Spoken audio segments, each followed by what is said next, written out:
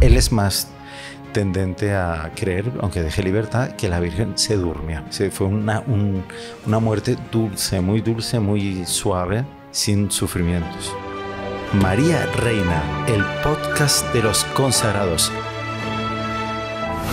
Bienvenidos a este nuevo podcast de Conversando con los Caballeros de la Virgen y María Reina, el podcast de los consagrados.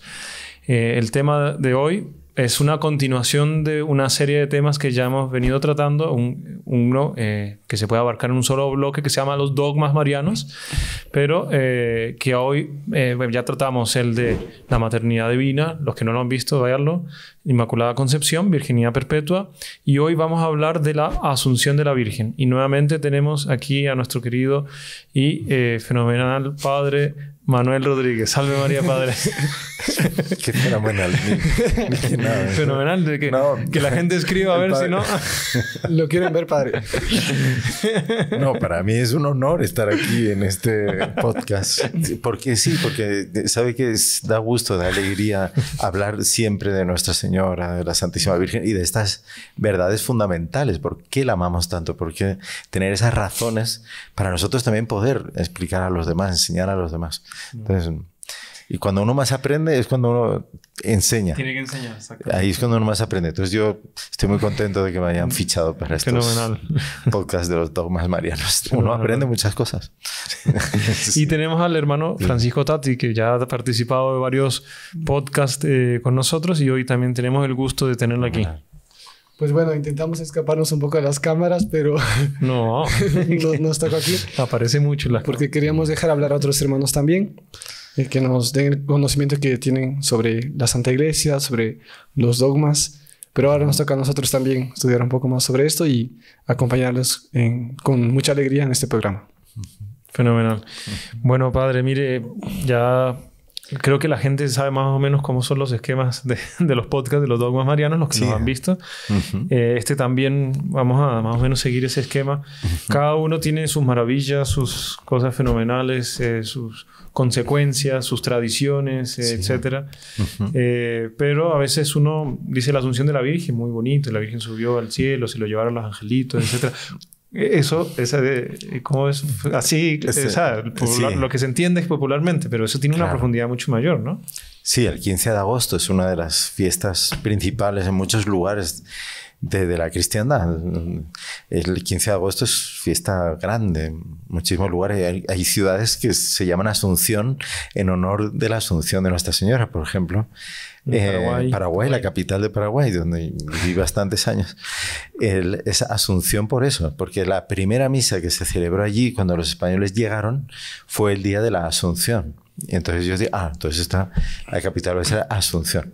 La mayor parte de las ciudades de Paraguay tienen nombres así. Otra es Concepción. Bonito. Claro, otra es la Encarnación. Son muchas capitales de Paraguay son de ciudades de toda América, de España, no digamos, también dedicadas a algún dogma de Nuestra Señora. Y la capital de Paraguay es Asunción. La Asunción de Nuestra Señora, el 15 de agosto. ¿Y la patrona también es Asunción allá? De Asunción sí, de la capital sí. Del país es Nuestra Señora de Caacupé, que es el día de la Inmaculada Concepción, el día 8 de diciembre. Interesante. Padre. Todo mariano. Mucho recuerda a los de Paraguay. Sí. De que no nos olvidamos. Bueno, ¿cómo es el nombre del dogma propiamente tal, el hermano Francisco? Es un dogma realizado por el Papa Pío XII en el año 1950. Es el último de los dogmas proclamados. Cuyo nombre es Munificentissimus Deus. Munificentissimus Deus. En latín, sí. Sí. Esa es la bula de proclamación del dogma. Excelente. ¿Y qué significa Munificentissimus, padre? Es algo así, o sea que Dios es súper generoso, providente en todo lo que Él hace a favor de los hombres, ¿no? Entonces es como un regalo de Dios. Sí. La Santísima Virgen habernos dado y se dio ese dogma en honor a ella. Exactamente. O sea, la munificencia de Dios, la gloria de Dios, que Dios nos dio a través de Nuestra Señora. Eso mismo. Interesante, padre. Bueno, se habla mucho de la asunción, de la ascensión, ¿no? ¿Qué es la diferencia de eso? Porque claro, la ascensión del Señor a los cielos es lo que celebramos después de la resurrección de nuestro Señor. 40 días después de la resurrección, nuestro Señor subió a los cielos. Es así como terminan los evangelios y se inician los hechos de los apóstoles. Entonces, después de convivir con los apóstoles durante 40 días resucitado, que les aparece varias veces, les recuerda todo lo que les enseñó, llegó la hora de subir al cielo para Él desde el cielo mandar el Espíritu Santo. Entonces, nuestro Señor asciende al cielo. ¿Por qué? Porque Él tiene que ser glorificado.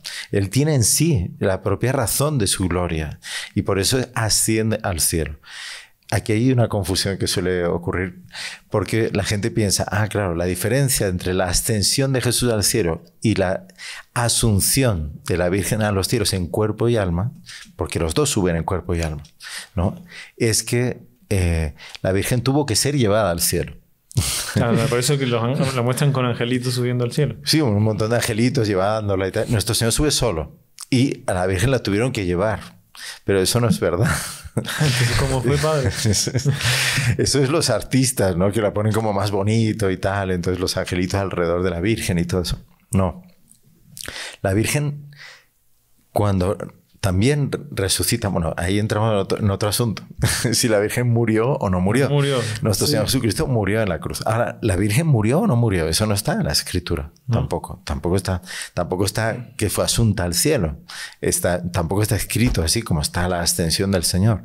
Entonces, si murió, en el momento que resucita, ella ya asume el cuerpo glorioso. Entonces, el cuerpo glorioso es ágil. Y no necesita que nadie lo lleve a ninguna parte. Ella va por sus propias fuerzas. La diferencia con la ascensión de nuestro Señor es que la razón de la glorificación de ella no está en ella, como nuestro Señor, que es Dios. Claro. Nuestra Señora no es Dios. Entonces la razón de la glorificación de ella es la voluntad divina, que es externa a ella. Dios la quiere llevar al cielo y la llevó. Pero ella subió por sus propios medios. Ella subió por sus propios medios, no necesitaba que los ángeles la subieran porque su cuerpo ya era glorioso al resucitar.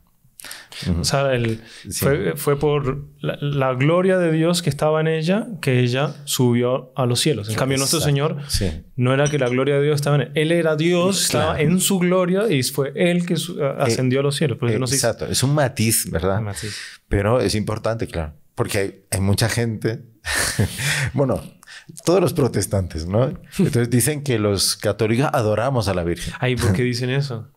Porque entonces dicen, no, porque los cristianos, los católicos permitieron contaminar la fe, ¿no? Con los dioses paganos que tenían, ¿no? Que adoraban las diosas paganas. Entonces, por ejemplo, era la diosa Isfar. La diosa Isfar, que era de los babilónicos, ¿no? De Babilonia, que ellos veneraban la diosa, adoraban la diosa Isfar. Entonces eso, que lo nombra además San Jerónimo, habla de esa diosa y tal. Y dice, entonces eso se coló dentro de la iglesia y le cambiaron el nombre. Le pusieron María. Sí, siempre. Entonces la convirtieron en diosa a la Virgen María, la madre del Señor, la convirtieron en una diosa. Y la empezaron a adorar y tal. No, todo mentira eso. Es que, vamos, me parece... Dice, primero, ¿por qué? Porque los primeros cristianos tenían muy claro lo que era la idolatría. Ellos vivían en un mundo de ídolos. La cantidad de mártires que existe de los inicios del cristianismo. Por no adorar a los ídolos. Sí, claro. Entonces, ¿cómo iban los primeros cristianos a permitir que se les colase un dios, una diosa, así, sin darse cuenta? Exacto. O sea, y empiezan a adorar a una diosa cambiándole el nombre. Eso, ¿no? Eso es evidente que los primeros cristianos no iban a permitir eso. Entonces, la Iglesia venera a la Santísima Virgen María como Madre de Dios. Hemos visto el dogma de la maternidad divina, como los primeros cristianos lo tenían muy claro, eso también. Entonces, la glorificación de Nuestra Señora como Madre de Dios asunta al cielo en cuerpo y alma, eso entre los primeros cristianos también estaba muy claro. No había discusión sobre eso. Después a lo mejor lo vemos más. Pero ahora lo que importa es dejar claro que no, la Iglesia nunca jamás adora a la Virgen. Nunca la ha adorado. ¿Cuál es la diferencia entre... Porque una mamá puede decir, yo adoro a mi hijo, pero lo dice de un término coloquial, ¿no? Sí, que es un amor extremado hasta el último extremo. Exacto, pero... lo quieres, pero no es que está adorando a su hijo... Que lo tiene en un altar. Como Dios, así, no. Exacto. ¿Cuál es la diferencia entre adoración y veneración? Hay un San Epifanio, por ejemplo. Él combate una herejía que se había metido entre los primeros cristianos, ¿no? Había algunos, ¿no?, que querían llevar la veneración a Nuestra Señora, sobrepasar esa veneración hasta llegar casi a la adoración. Entonces, él condena esa herejía. Era una herejía, la Iglesia la condenó. Sí. Entonces, ¿cómo van a decir los protestantes? La Iglesia fue la que preservó, precisamente, cuando hubo algunos que intentaron hacerlo, preservó a la Iglesia de eso. Entonces está muy clara la diferencia entre la adoración y la veneración a Nuestra Señora, que es una veneración especialísima, mayor que la que tributamos al resto de a los santos. Porque es una veneración en griego, bien claro, hiperdulía. Sobre la veneración, es una superveneración. Y porque está por encima de todos los santos, pero no llega a la adoración, al culto de... Tiene como relación con lo que usted explicó al comienzo entre ascensión y asunción, ¿no? Más o menos, ¿no? Sí, que la ascensión es porque subió, por ser Él en su gloria subiendo, y la Virgen, porque Dios depositó, como le dijo el ángel, llena de gracia, le depositó toda su gloria a la Virgen. Ahí está. Entonces, ahí está la diferencia de qué es adoración y qué es veneración también. Sí. Y la diferencia con la veneración de los santos comunes, que no tienen esa dignidad que tenía de Madre de Dios, de la Virgen, que es única de ellas, exclusiva. Usted utiliza mucho un libro de un autor que creo que se convirtió al catolicismo, ¿no? Sí, alguna vez lo hemos comentado, Scott Hahn. Él era un doctor en teología de la Iglesia metodista, era de tradición calvinista en Estados Unidos. Y entonces él, muy interesante, ¿no? Él se convierte, la historia de la conversión de él se daría para hacer otra charla, porque claro, como él, doctor en teología, tiene un conocimiento muy profundo de las Sagradas Escrituras. Entonces, para él decía eso. Él dice aquí que para él los católicos adoraban a la Virgen, que era una herejía terrible y una desviación completa de la fe, del Evangelio. Y después él se dio cuenta, cuando él se acerca sin prejuicios a la Iglesia, él descubre cómo en la Iglesia se vive de verdad la fe de los primeros cristianos. Y se ha mantenido fiel a esa tradición que nos viene desde entonces. Exacto. Que es bien clara al respecto de cómo se debe de venerar la Virgen María. La fe católica, para los que eso lo vamos a hacer en un podcast que Padre Manuel les va a preparar sobre la Biblia.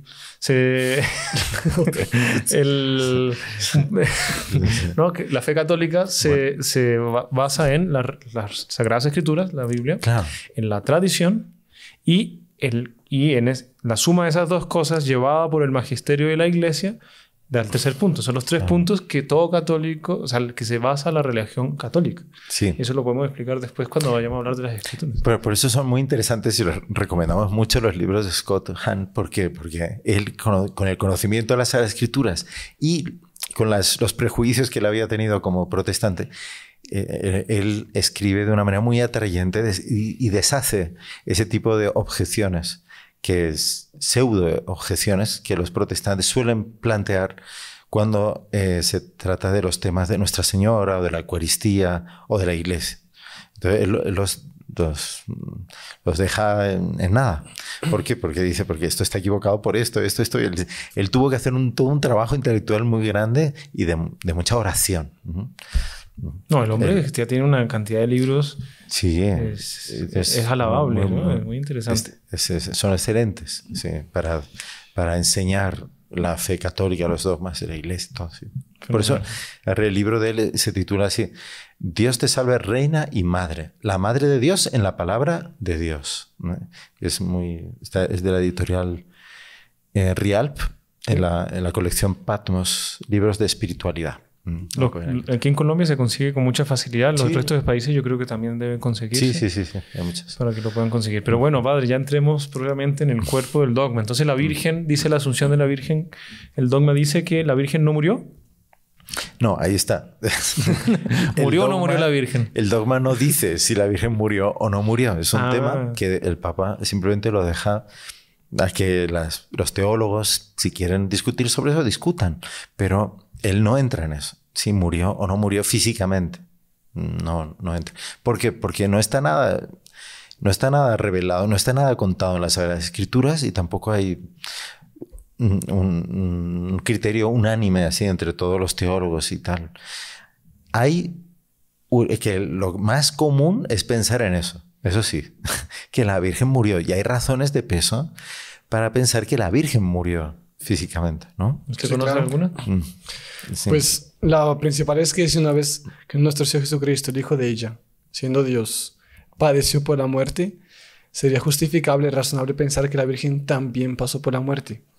Y también considerando las palabras de Simeón, que diciéndole una espada te traspasará el corazón, claro, eso se aplica sobre todo a la pasión de la Santísima Virgen, que ella sufrió viendo a su Hijo.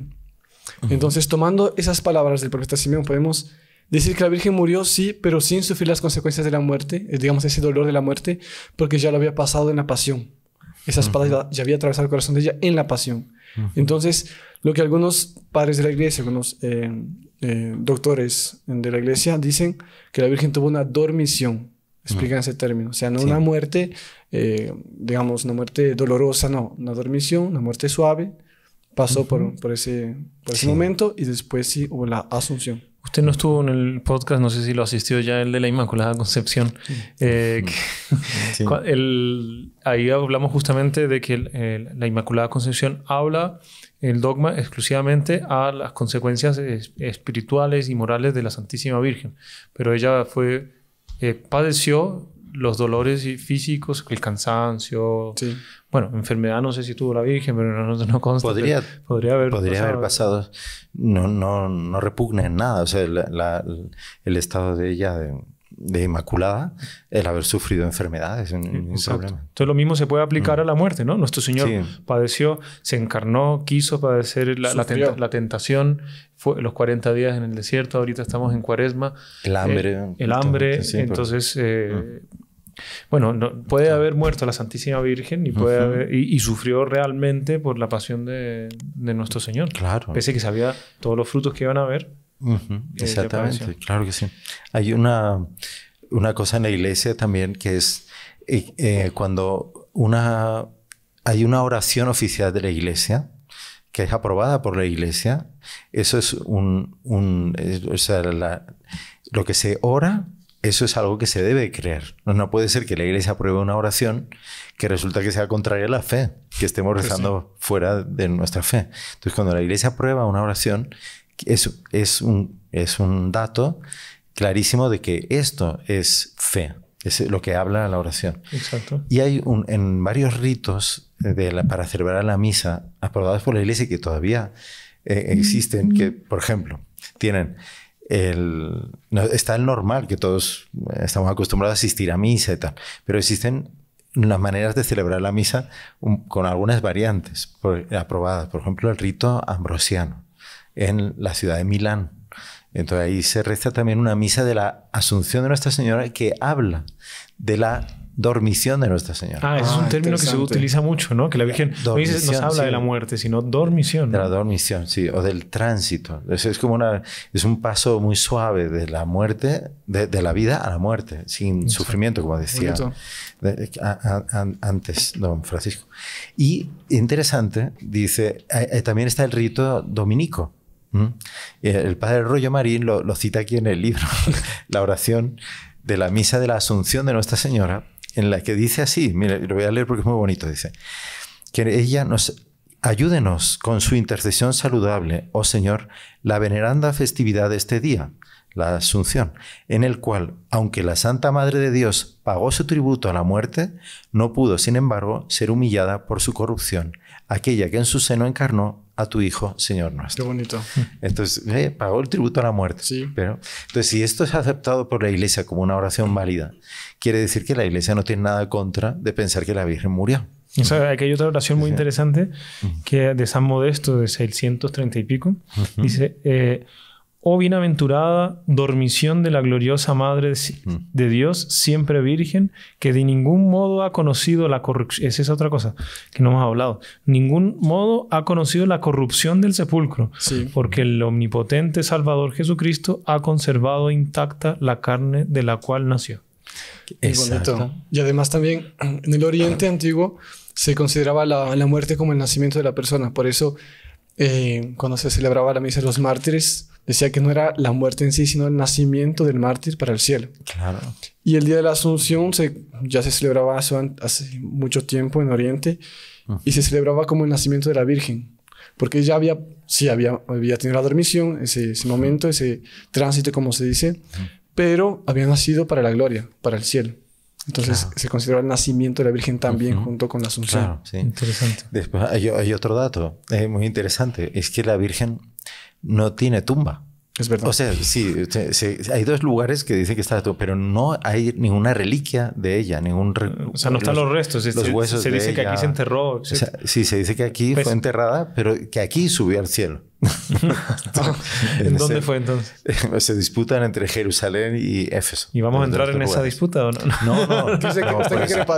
No, vamos a entrar en eso, pero también es interesante. O sea que antiguamente se apreciaba mucho las reliquias de los mártires, ¿no? Por ejemplo, ¿no? Y cualquier recuerdo Entonces no se conserva ninguna reliquia directa de Nuestra Señora, del cuerpo de ella, no se conserva nada. Se conservan indirectas, ¿no? El velo de Nuestra Señora se conserva en Chartres, ahí cerca de París. El cinturón que le lanzó a Santo Tomás por llegar tarde. Sí, el símbolo de ella. ¿Existe también?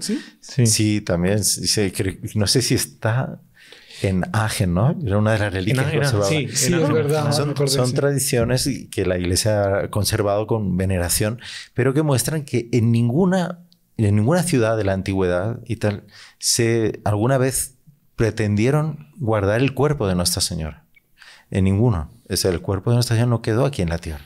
Exacto. Igual que de nuestro Señor Jesucristo, ¿no? Y de esos hay argumentos que se basan en las Sagradas Escrituras para pensar en eso.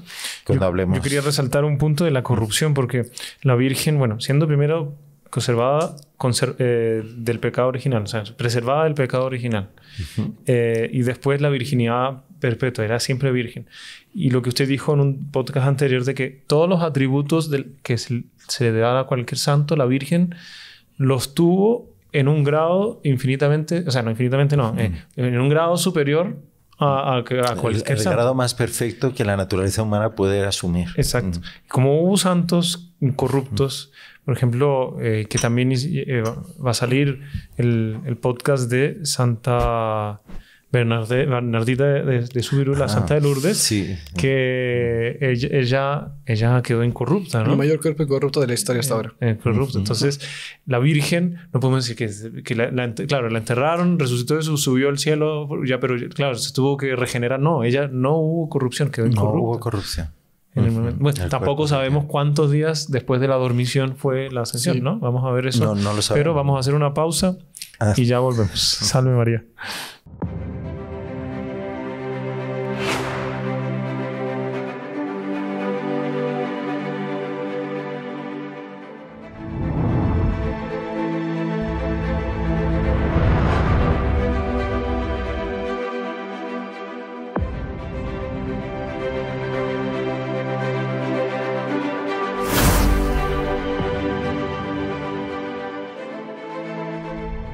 Salve María, soy el Padre Felipe García de los Heraldos del Evangelio y hoy tengo una novedad, una noticia, una sorpresa muy importante para darles. No hubo santo en la historia de la Iglesia que no haya sido devoto de la Virgen María. La Iglesia nació y creció bajo la protección y el aliento de ella. Y es por eso que nosotros, si queremos llegar a nuestro Señor Jesucristo, debemos llegar por intermedio de ella. Y es por eso también que los heraldos del Evangelio les damos una buena noticia. Vamos a inaugurar un programa especial, nuevo, que se llamará Esplendores de María, ya en castellano. En este programa vamos a hablar sobre Nuestra Señora, sobre la Virgen María, sus advocaciones, sus milagros, sus apariciones aprobadas por la Santa Iglesia y también sobre las verdades que la Santa Iglesia nos enseña sobre ella. No se lo pierdan. 2 sábados al mes en este canal les estaremos esperando. ¡Salve María!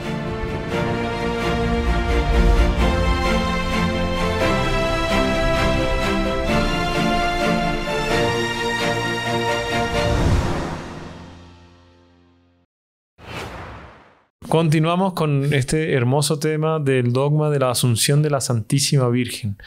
Estamos aquí con el padre Manuel Rodríguez y el hermano Francisco Tati.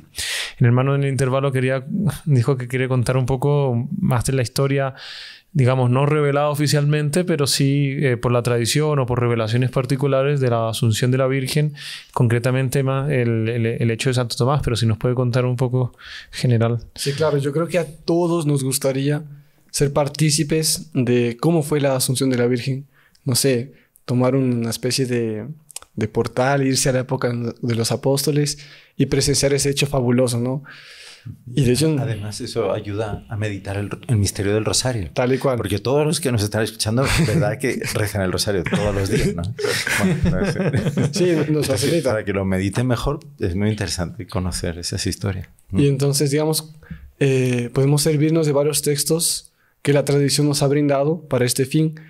Algunos son apócrifos, claro, porque no está en las Sagradas Escrituras. No nos narras cómo fue el episodio de la Asunción. Pero sí algunos autores que fueron escuchando y de boca a oído fueron contando cómo se dio este episodio presenciado por los apóstoles. Y entonces nos narra que todos los apóstoles, con excepción de uno que ya vamos a decir quién fue, se encontraban en una casa. ¿Sí? Los apóstoles se habían reunido de los varios sectores donde estaban porque estaban dispersos. Se reunieron después. Y en dicho lugar, en esta casa, es cuando la Virgen Santísima está en sus últimos días en esa tierra. Y aquí nos dice algo muy bonito el primer escritor patrístico occidental que hace alusión a la Asunción de la Virgen, que fue San Gregorio de Tours. Él nos dice algo muy interesante, que cuando se cumplió el curso de su vida terrena, ya estaba todo listo, y debía ser ya llamada a dejar este mundo, se reunieron todos los apóstoles en su casa, viniendo de las diferentes regiones en donde vivían. Y es aquí que aparece nuestro Señor Jesucristo. Entonces, en ese momento, la Santísima Virgen tiene esa dormición, que no sabe cuánto tiempo fue, en la que ella muere, ¿sí? Igual que su hijo. Pasa un periodo y después es que ya nuestro Señor aparece nuevamente y recobra la vida en su cuerpo, nuevamente el alma, exactamente, la resurrección. Y es que ya comienza a ser elevada a los cielos. Entonces, aquí no es que he encontrado que los ángeles comienzan a levantarla, no. Sino que los ángeles quieren acompañar este movimiento de la Virgen hacia donde se está yendo. Y algo muy bonito, pero dice nuestro fundador Monseñor Juan en su libro María Santísima, el Paraíso de Dios revelado a los hombres, nos cuenta, dice, de varias visiones de otras videntes, narra que varios ángeles quisieron permanecer en la tierra y no subir al cielo para presenciar este hecho. Entonces quisieron, no, yo me quedo en la tierra porque quiero ver la Asunción de la Virgen. Entonces, por más que nuestro Señor haya resucitado, ellos quisieron quedarse un tiempito más en la tierra para acompañar este hecho fabuloso. Sí, interesante. Entonces, ahí es cuando, delante de los apóstoles, de varios discípulos, la Santísima Virgen comienza a ser asunta al cielo. Pero como habíamos dicho, falta un apóstol. ¿Cuál era?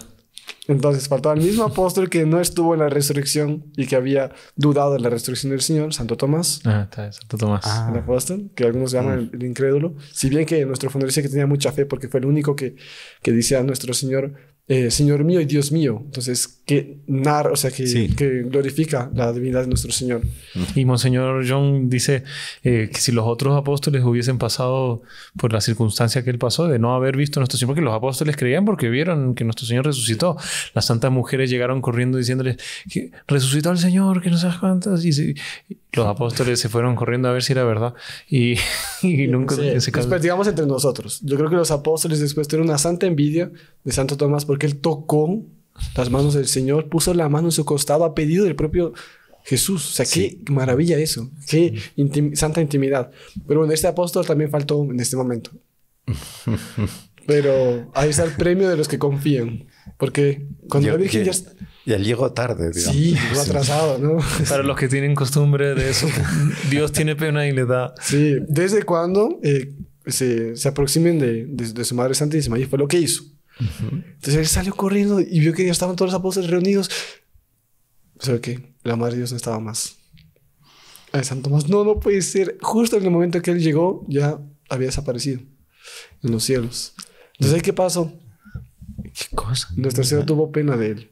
Ajá. Y le lanzó una última cosa que ya tenía. Un cinturón, una cinta que ya cargaba, la lanzó y cayó y justo posó sobre las manos de Santo Tomás. Digamos que Nuestra Señora todavía no había entrado en el cielo. Digamos, estaba todavía elevándose. No se la veía más. Estaba elevándose. Ah, no se veía. No. Y como Que lo único que cayó fue eso. Ya. Y cayó, posó justamente sobre las manos de Santo Tomás. Y fue la reliquia que permaneció con él la vida entera. El consuelo. Sí, el consuelo. Súper consuelo. Qué bonito. Sí. Padre, ¿usted puede explicar un poquito? El hermano Tati habló aquí de los apócrifos. ¿Qué es un apócrifo? Bueno, son... ¿Qué diferencia? Porque la gente nos está preguntando. Los evangelios apócrifos son relatos muy antiguos. Algunos son más antiguos que otros y son más dignos de creer que otros, pero no son revelados. O sea, no tienen inspiración del Espíritu Santo. Son como que recuerdos de los primeros cristianos que guardaron. Entonces son algunos, la Iglesia dice, son totalmente piadosos y se puede uno leerlos y alimentar la piedad y la devoción con esos relatos. Otros contienen herejías y fueron condenados por la Iglesia porque eran falsos, totalmente falsos.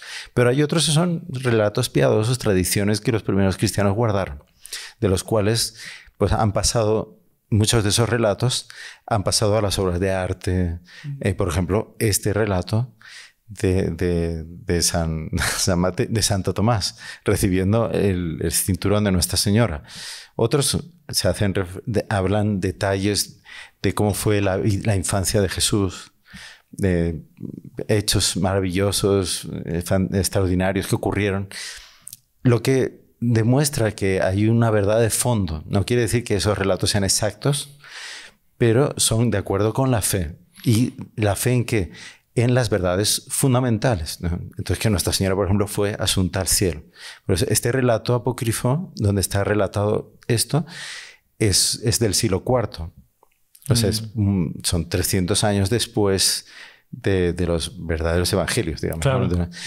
Pero tiene un fondo de verdad. Y es que los primeros cristianos ya consideraban fuera algo normal, que Nuestra Señora subió al cielo. Interesante. El texto se llama así, el tránsito de María.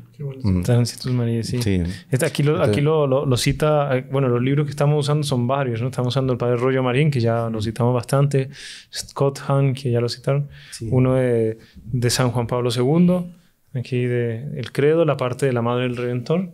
Y él dice él dice que existen los apócrifos, estos relatos apócrifos hablan de eso, que son del siglo II y III, que demuestra una piedad popular ya desde esa época. O sea, quiere decir que venía desde los primeros cristianos. Sí.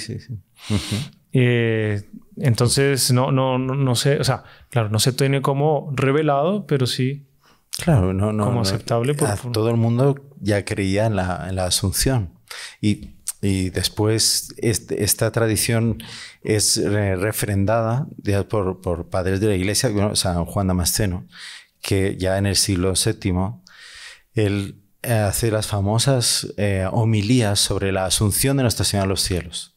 Ya celebrando esa como una festividad de la Iglesia, le hace unas homilías en las que de manera admirable recoge todos los tipos que en las Sagradas Escrituras aparecen sobre Nuestra Señora y los aplica a este misterio de la Asunción en cuerpo y alma de la Virgen al cielo. Interesante. Entonces, ella como arca de la nueva alianza, ya no es el arca de la antigua alianza, pero hace todo el paralelismo con el arca de la antigua alianza.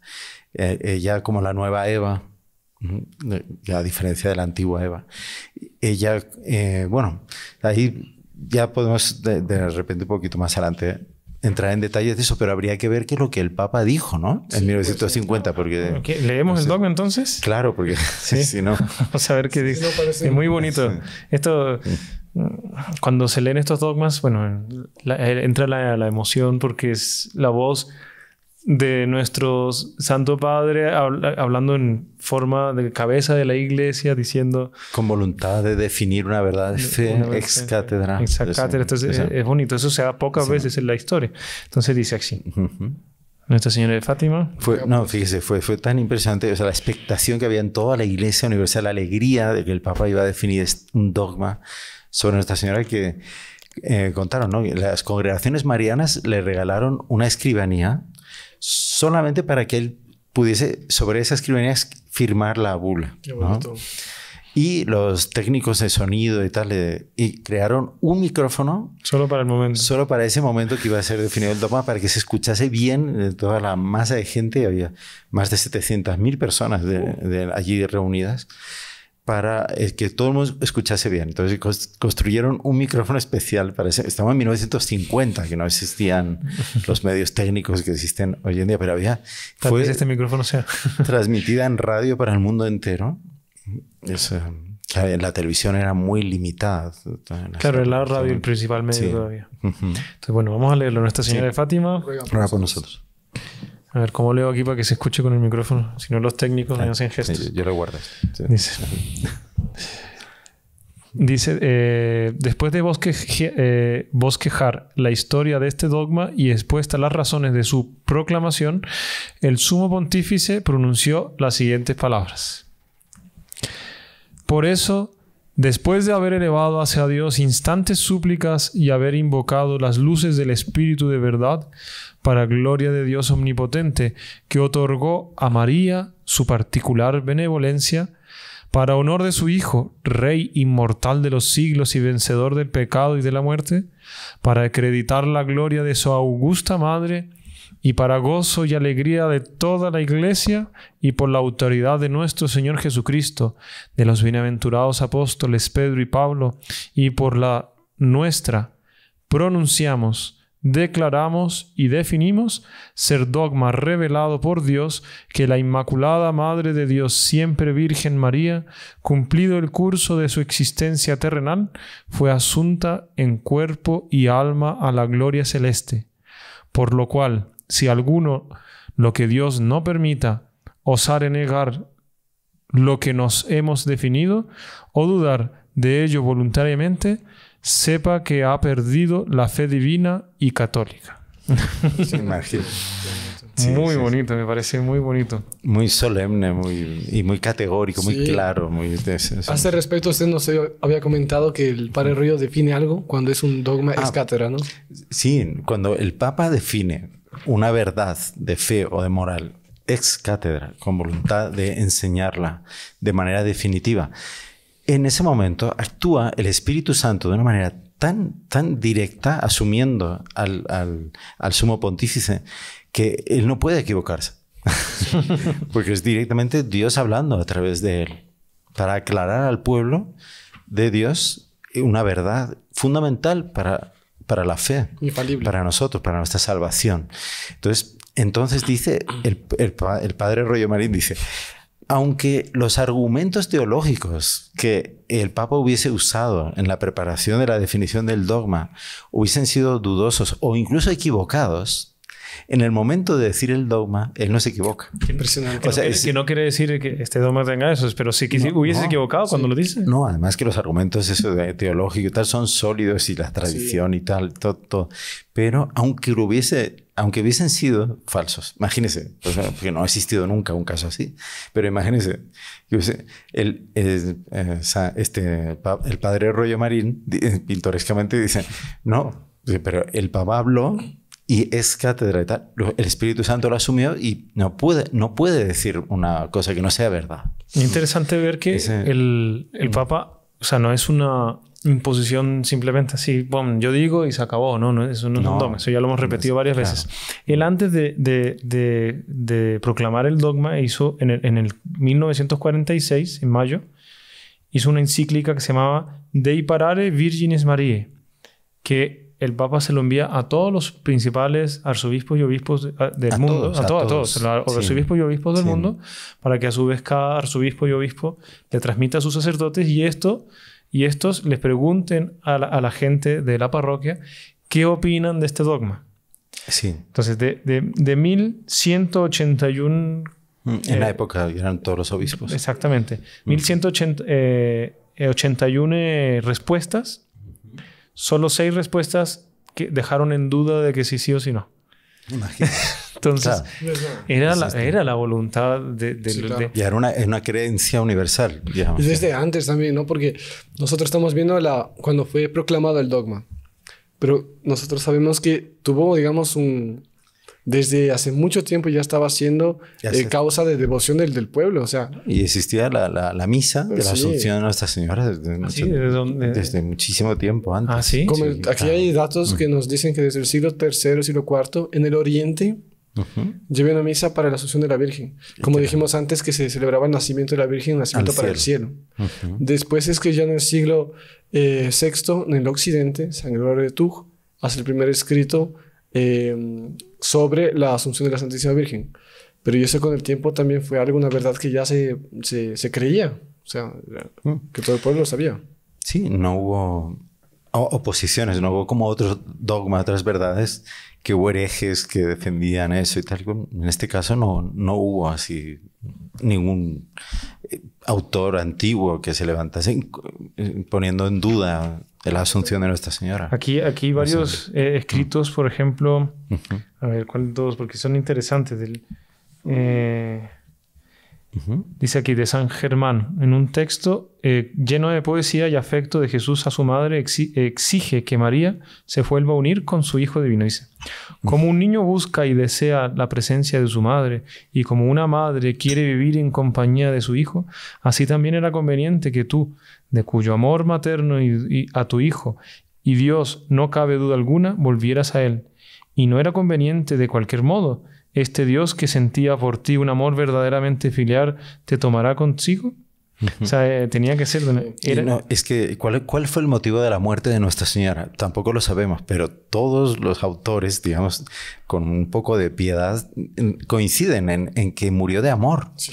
O sea, igual que su hijo sentía amor a su madre y la echaba de menos en el cielo, quería que fuera al cielo, en cuerpo y alma, como él estaba, ella también sentía, imagínense, el deseo enorme de volver a encontrarse con su hijo. Exactamente. Claro, una madre quiere estar con su hijo. ¿Qué madre que ha perdido un hijo no querría volver a encontrarlo? Exactamente. Y esta madre y este hijo. Claro. Entonces lo que le ocurre, lo que cuentan pues es muchos místicos a lo largo de la historia. Sor María de Ágreda cuenta con mucho detalle eso. El dolor que fue para la Virgen, el sacrificio adicional que fue ver subir a los cielos a su hijo y ella quedarse aquí. Es verdad. Ella ya se iba detrás. Pero como que ella entendió que la voluntad de Dios era quedarse con los apóstoles y darles esa fuerza que ellos necesitaban en ese momento, antes incluso de recibir el Espíritu Santo, para mantener la iglesia, para poder cumplir la misión de evangelizar a todos los pueblos, bautizándolos en el nombre del Padre, del Hijo y del Espíritu Santo. Si no hubiera sido la presencia de María, ellos no hubiesen tenido fuerza. Entonces la Virgen hizo ese sacrificio de no subir al cielo ya en ese momento. Porque si lo hubiera pedido... Se lo llevaba, claro. Pero, quiero irme contigo. Claro, y nuestro Señor estaba deseando también, ¿no? Pero quedó bastantes años más después de la asunción, de la ascensión a los cielos de nuestro Señor. Ella quedó todavía aquí en la tierra. ¿A qué edad murió la Virgen? ¿Usted sabe? Cuidada por San Juan, etcétera. Sabes que fue a Éfeso. Por eso unos dicen que murió en Éfeso, otros dicen que murió en Jerusalén, que volvió a Jerusalén. Bueno, eso ya no sabemos, no podemos saber. Pero él murió de amor. Pero ¿a qué edad murió la Virgen? O sea, no hay una edad decretada. La Virgen murió a los 65 años con 3 meses y 5 días. No, nadie lo sabe, ni en la época nadie sabía. Pero podemos hacer ciertos cálculos de acuerdo con la revelación, con revelaciones privadas. Revelaciones oficiales y privadas. Sí. Se hace una mezcla entre las dos. Podemos hacerlo, digamos. Entonces, si la Virgen concibió a su Hijo Santísimo a los 15 años. Bueno, se cree que Jesús murió a los 33 años, pongamos 15 más 33, 48 años. Después hubo la asunción a los cielos y algunos... La ascensión. La ascensión a los cielos, exactamente.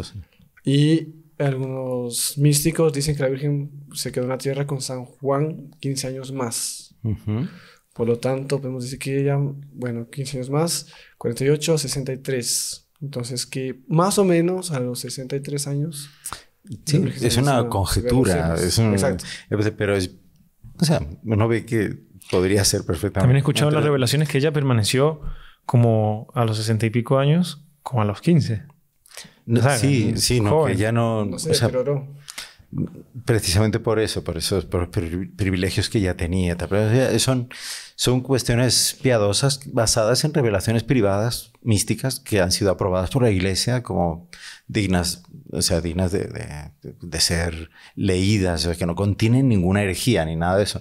Pero son cosas piadosas, no es para creer que fue así. Sí. Pero alimentan la piedad y la devoción, aumentan nuestro amor al Señor, nos acercan a la verdadera fe más todavía. Me hizo recordar también que, por ejemplo, se cree que la imagen, el fresco de la Madre de Buen Consejo que está en Genazzano, que muchos yo creo que ya han visto la pintura, la fotografía, fue pintado por San Lucas. Fue pintado en el último año de vida de la Virgen, o sea, un poco antes de la Asunción. Porque yo sabía que la Virgen iba a irse con su hijo. Ya en algún momento. Entonces querían un recuerdo de ella.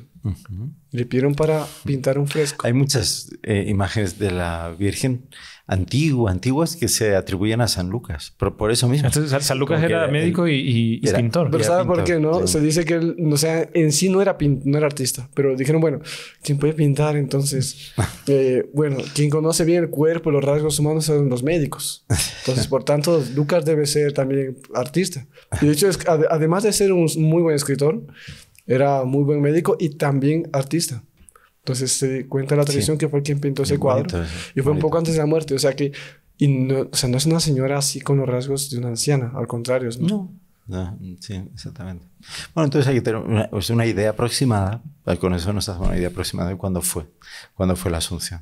Pero fue un tiempo después. Interesante ver de todo esto, digamos que estamos hablando de los apócrifos, los santos, la tradición de la Iglesia, las oraciones litúrgicas, etc. La Iglesia, para considerar un dogma, tiene que ser un dogma bajo revelación, ¿no? Claro. Que sea revelación. O sea, tiene que estar basado en la revelación, en las Sagradas Escrituras. Exactamente. Tiene una base. Pero también la Iglesia, cuando ve que la unanimidad del pueblo de Dios, o sea, el Espíritu Santo trabajando el pueblo de Dios... El sentir de la Iglesia. Qué bonito. Eso mismo. También lo considera como revelación.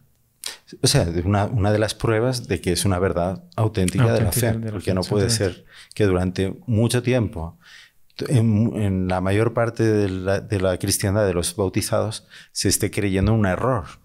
Exacto. No puede ser. Dios no permitiría eso. Dios no permitiría eso por el bien de la salvación de las almas, ¿no? Y para eso está la Iglesia. Bueno, y entonces, qué elementos encontraron ya los primeros cristianos en las Sagradas Escrituras para sustentar el creer en la Asunción de Nuestra Señora? Entonces, el Papa recoge esos argumentos en la bula de definición del dogma.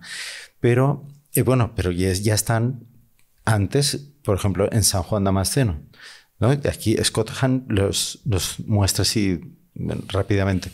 Dice, San Juan parte extensamente del primer libro de las Crónicas, capítulo 15, donde el rey David reúne a todo Israel para traer el arca del Señor a su lugar definitivo en Jerusalén. ¿Se acuerdan? Que el rey David iba bailando. Sí. Fue a buscar el arca, la encuentra en tal lugar, entonces la lleva a Jerusalén y cada 10 pasos o algo así, empieza a bailar, hace un sacrificio. Y porque es el arca de la alianza, la que guarda la promesa de la salvación de Dios al pueblo de Israel, que va a llegar a Jerusalén. Entonces, él hace una fiesta maravillosa porque está subiendo el arca. Ahora, Scott Hahn relaciona que San Juan Damasceno no lo hace, pero él sí lo hace y es muy interesante. Esta subida del arca a Jerusalén con la aparición en el Apocalipsis del Arca de la Alianza, en el capítulo 11, al final del capítulo 11, se abren los cielos y aparece el Arca de la Alianza.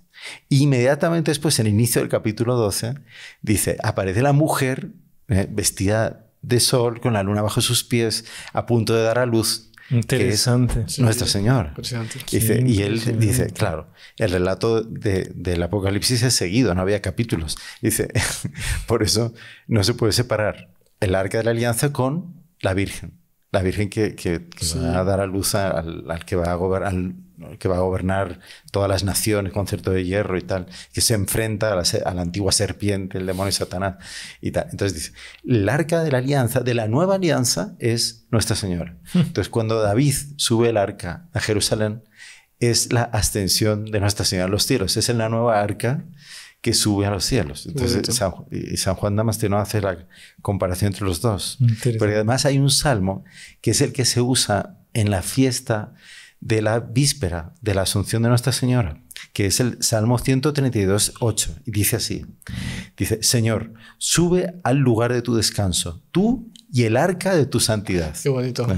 Entonces, es muy interesante, une las dos cosas. Hay que dejar claro de que el Antiguo Testamento todo era prefigura de lo que tenía que venir, que era el Nuevo Testamento. Exacto, son figuras, son tipos del Nuevo Testamento. Entonces, ahí el arca de la alianza es claramente el tipo muy claro, muy comentado por los padres de la Iglesia, todo, de María, de Nuestra Señora, del arca, de la nueva arca, de la nueva alianza.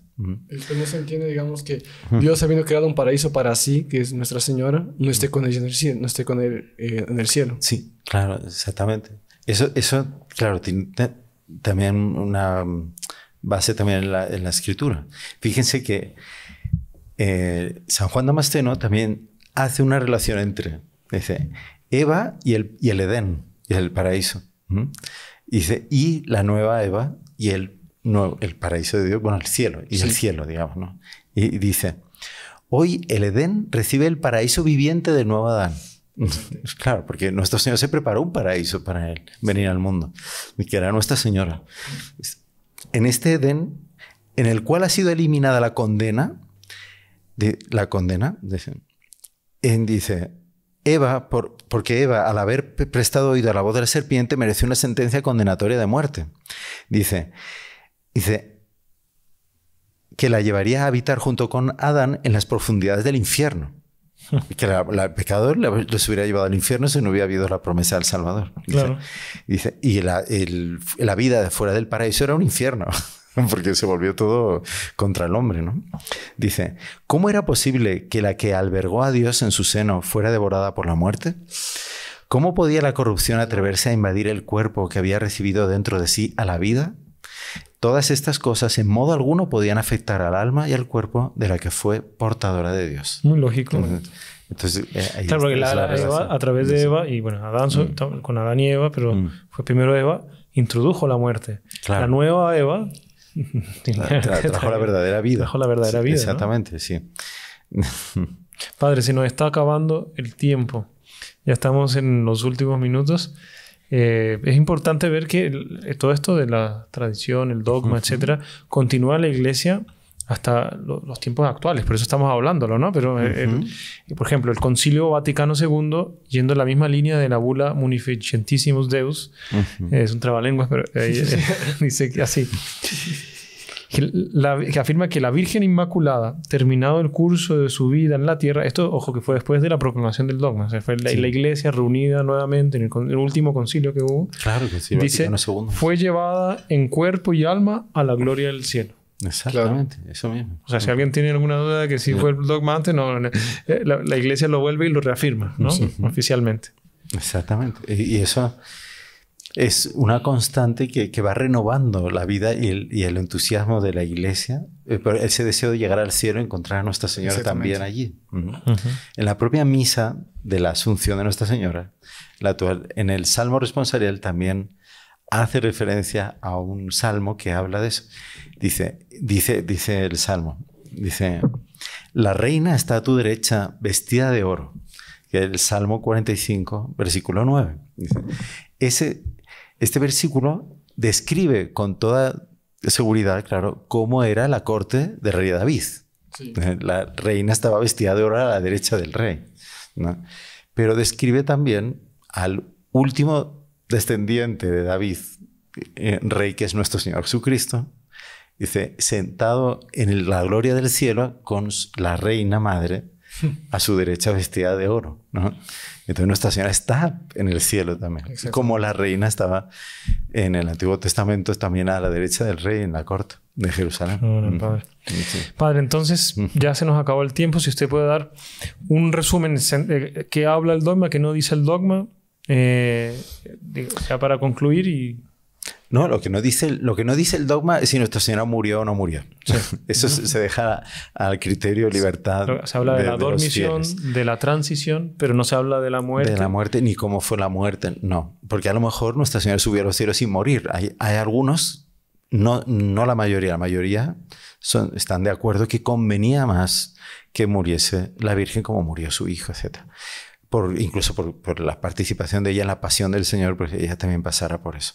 Bueno, eso es lo que no dice la bula. El Papa como que entra de paso así, habla más bien de que Nuestra Señora es más... Él es más tendente a creer, aunque deje libertad, que la Virgen se durmió. Es lo que usted decía. Fue una muerte dulce, muy suave, sin sufrimientos. Y de lo que sí dice es eso, es que la Santísima Virgen María fue asunta al cielo en cuerpo y alma. Es decir, ella muriese o no, el cuerpo de ella fue llevado al cielo y está allí, viva en el cielo en nuestro Señor Jesucristo. Y eso trae dos puntos implícitos. Primero, que hubo una resurrección, porque si murió, sí, claro. Tuvo que resucitar. No, porque podía subir al cielo sin haber muerto. Bueno, sí, exactamente. Sí, digamos. No, porque era inmaculado. Puede haber sido que no haya muerto, exactamente. No tenía por qué haber recibido necesariamente la pérdida del don de la inmortalidad, que tenía nada ni Bueno, pero si murió, podría resucitar, porque el Papa no lo define. Pero... Y que el cuerpo no recibió o sea, no se corrompió. Exactamente, no se corrompió, exactamente, eso mismo. Hay una cosa muy curiosa que puede quedar para el futuro, digamos, que hay una corriente grande de teólogos y devotos de San José que dicen que San José tampoco conoció la corrupción del sepulcro y que él también fue subió a los cielos. ¿Ah, sí? Sí, yo recuerdo en Sevilla una vez estábamos peregrinando con la Virgen de Fátima y visitando por los hogares, las casas. Y entramos en una casa y nada más entrar en un cuadro enorme que era la Asunción de San José a los cielos. El señor, que era súper devoto de la Virgen y tal, también súper devoto de San José, se llamaba José él. Y él había sufrido una tragedia familiar recientemente, por eso pidió a la Virgen y se la llevamos. Y él le había mandado pintar ese cuadro. Y es igual que la Virgen estaba acompañada de los ángeles subiendo al cielo, era San José. Sí. ¿Quién sabe? Un día salen los primeros dogmas de San José. El Inmaculado Concepción. La Inmaculada Concepción de San José, que Monseñor Juan, él defiende y argumenta seriamente en el libro de él sobre San José. San José, ¿quién lo conoce? ¿Quién lo conoce? Entonces explica los motivos serísimos por los cuales San José no debía de tener pecado original y por lo tanto tampoco iba a conocer la corrupción del sepulcro y iba a subir al cielo. Por lo tanto, la Virgen María fue recibida en el cielo por nuestro Señor Jesucristo y San José. Interesante. Si me deja un pormenor rápido de esto. Sí, cuente lo que nos queda. 2 minutos. Así. Pero que nos dice... Bueno, en el Evangelio está escrito cuando se habla de Juan Bautista. Dice, no hay hombre nacido de mujer mayor que Juan Bautista. No en tanto, el menor en el reino de los cielos es mayor que él. Y ya se entiende que San José ya había muerto en esa época.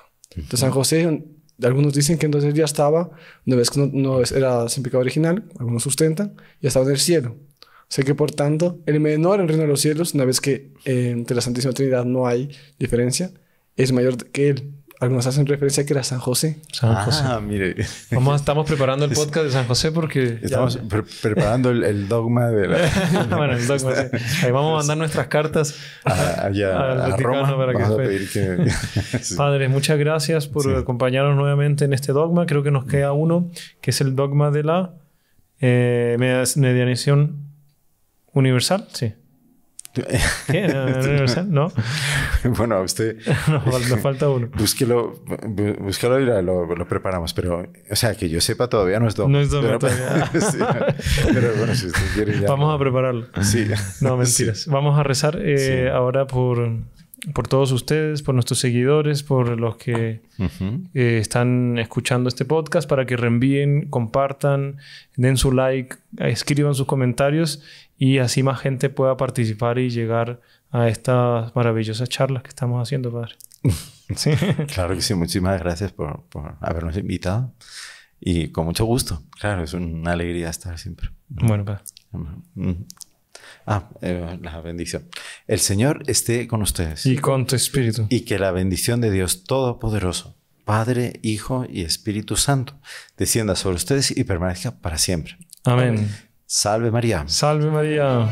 Si le ha gustado este programa, deje su like, suscríbase al canal, active la campanita para las notificaciones, comente y no se olvide de compartirlo con sus amigos. ¡Salve María!